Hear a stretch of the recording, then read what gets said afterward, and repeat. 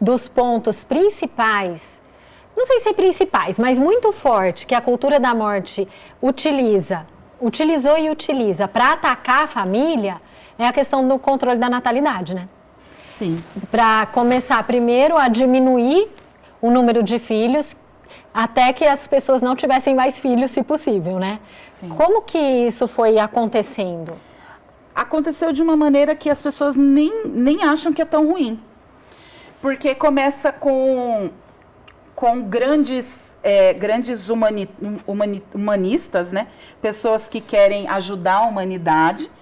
E a gente não tem condições de julgar se queriam ou não ajudar a humanidade, a gente só consegue avaliar os fatos.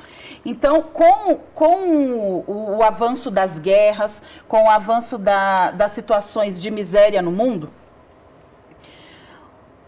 algumas fundações, entre elas a que é mais falada hoje, a Fundação Rockefeller, se colocou como aquela que iria terminar com as guerras. Né? Porque eles tinham a ideia do seguinte, olha, tem muita fome no mundo, a gente ajuda, envia dinheiro, ajuda os países que estão subdesenvolvidos, e aí o pessoal vai lá e faz guerra, acaba com tudo que a gente fez. A gente não pode continuar com isso, porque senão é um trabalho infrutífero. A gente precisa não acabar com a fome primeiro, a gente precisa acabar com as guerras. E aí eles começaram a trabalhar de maneira a acabar com as guerras. E eles entenderam que essa maneira era manipulando as pessoas, mas eles pensavam que era manipulando? Não, nós precisamos mudar a forma das pessoas enxergarem o mundo, acabar com essa questão belicosa que as pessoas tinham. E eles identificaram que um dos motivos... Mas eu só vou te interromper, claro, para ficar... Olha só, até aí a gente vai concordando, entendeu? Claro. Quem que quer guerra, né? Então, para ver como que a cultura da morte ela vai agindo, porque ela começa a se dissimular e a gente, de repente, fica... mas aí continua. Mas eu também não quero guerra, né? É isso mesmo. E aí, o que acontece? Um dos fatores para que as pessoas fossem cada vez mais... propensas à guerra, propensas à luta, era a falta de alimentos. Por que tinha falta de alimentos? Por que tinha falta de assistência social, de assistência de saúde? Porque tem muita gente no mundo? É óbvio que eles chegaram a essa conclusão. A gente precisa diminuir a guerra. Só tem guerra porque tem miséria. Só tem miséria porque falta coisa para as pessoas. Se falta coisa para as pessoas é porque tem muita gente. O que a gente precisa fazer? Acabar com a gente, com essas pessoas todas. É isso. Né? Essa é a grande sacada que eles tiveram. É impressionante isso. Assim. Você olha, nós precisamos ajudar as pessoas.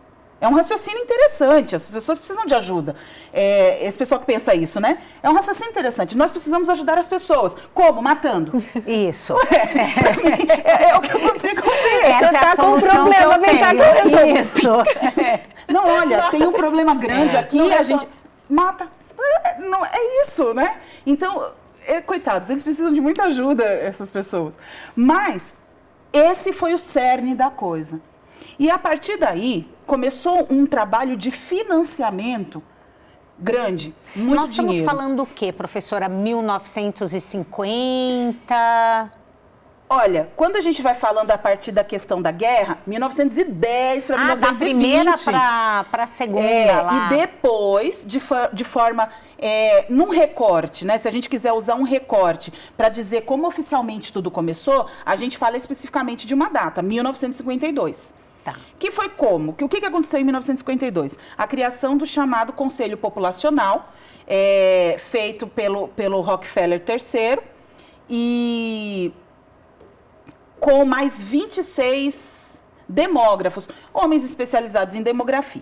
Isso foi a forma que eles encontraram de estudar um meio de diminuir a população. E como que foi feito esse estudo, né? Como que foi feito tudo isso? Eles criaram o Conselho Populacional. Este Conselho Populacional trabalhou em etapas e a primeira dessas etapas foi financiar e promover estudos sociológicos e demográficos.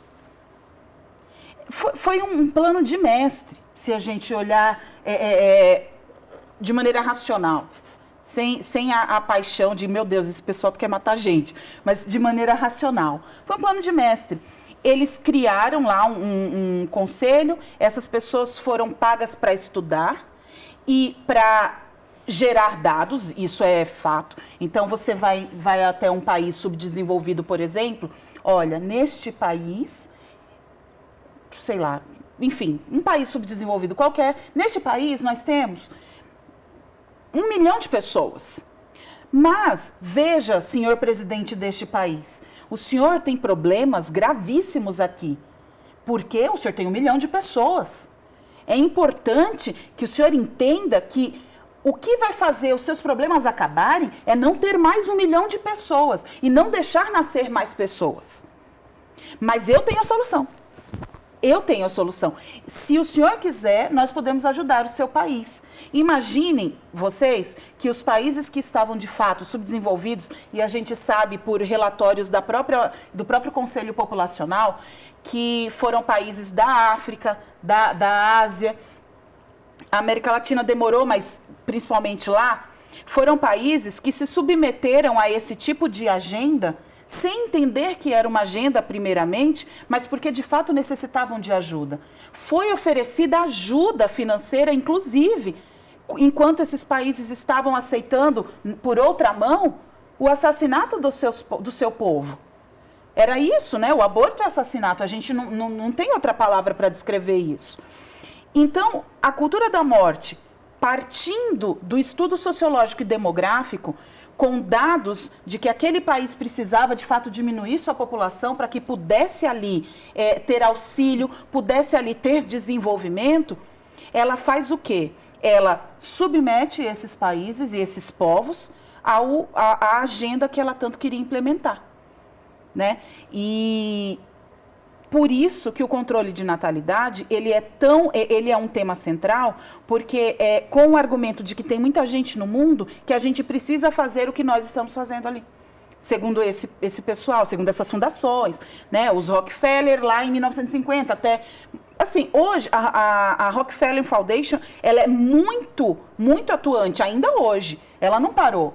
Acontece que nós temos outras fundações que fazem as mesmas coisas e de maneira muito mais modernizada. Também a gente, né, eles estão fazendo... E eles têm uma atuação muito forte nesse campo social, justamente para maquiar as reais intenções deles, né, professora? Sim, porque quando você traz o estudo sociológico, você usa um argumento de autoridade, ali foi estudado, e quem que vai discordar de um sociólogo?